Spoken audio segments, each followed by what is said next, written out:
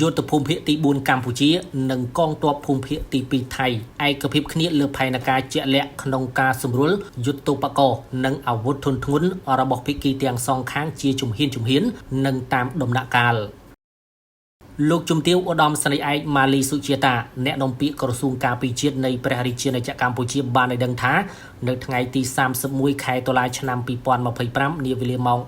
15:05 នាទីរសៀលនេះនៅច្រកព្រំដែនអូស្មាច់ខេត្តឧត្តរមានជ័យ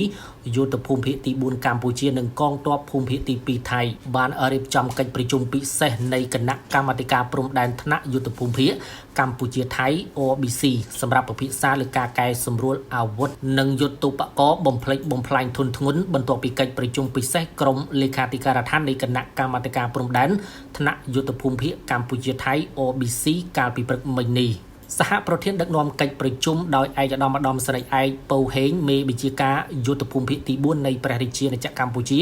និងឯកឧត្តមសេនីយ៍តូវីរយុទ្ធរៈស៊ីងមេបញ្ជាការកងទ័ពភូមិភាគទី2នៃព្រះរាជាណាចក្រថៃ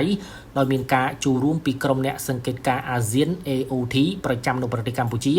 និងប្រចាំនៅប្រទេសថៃដើម្បីតាមដានផ្ទៀងផ្ទាត់និងធានាការអនុវត្តបទឈប់បាញ់ឲ្យបានពេញលេញភាពត្រឹមត្រូវនិងមានប្រសិទ្ធភាពលោកជំទាវឧត្តមសេនីយ៍ឯកម៉ាលីសុជាតាបានឲ្យដឹងទៀតថាភាគីទាំងពីរបានពិភាក្សានឹងឯកភាពគ្នា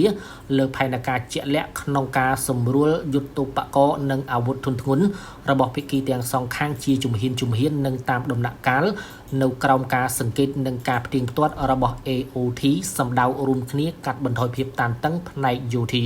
កិច្ចប្រជុំនេះបានឆ្លុះបញ្ចាំងពីការបដិញ្ញាចិត្តរបស់ភាគីទាំងពីរក្នុងការគោរពនិងអនុវត្តនៅអ្វីដែលបានឯកភាពគ្នានៅក្នុងសេចក្តីថ្លែងការណ៍រួមទីក្រុងកូឡាឡាំពួរស្តីពីសន្តិភាពរវាងកម្ពុជានិងថៃ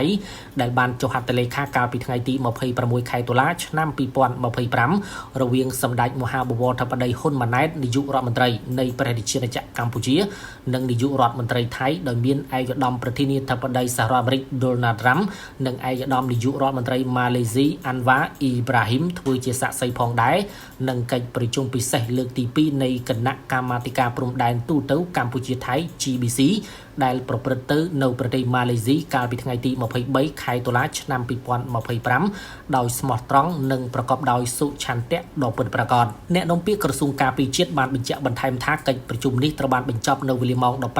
15:47 នាទីជាលទ្ធផលភាគីទាំងពីរបានព្រមព្រៀងនិងចុះហត្ថលេខាលើកំណត់ហេតុរួមស្តីពីការកែសម្រួល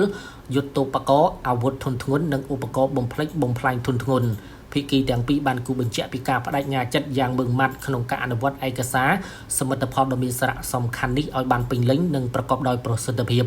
ជាមួយគ្នានេះកម្ពុជាសង្ឃឹមយ៉ាងមុតមាំថាការបោះជំហានដ៏វិជ្ជមានមួយនេះនឹងចូលរួមចំណែកដល់កិច្ចខិតខំប្រឹងប្រែងរបស់ប្រទេសទាំងពីរក្នុងការលើកកម្ពស់សន្តិភាពស្ថិរភាពនិងការវិលត្រឡប់ទៅរកប្រក្រតីភាពឡើងវិញក្នុងពេលដ៏ឆាប់ខាងមុខ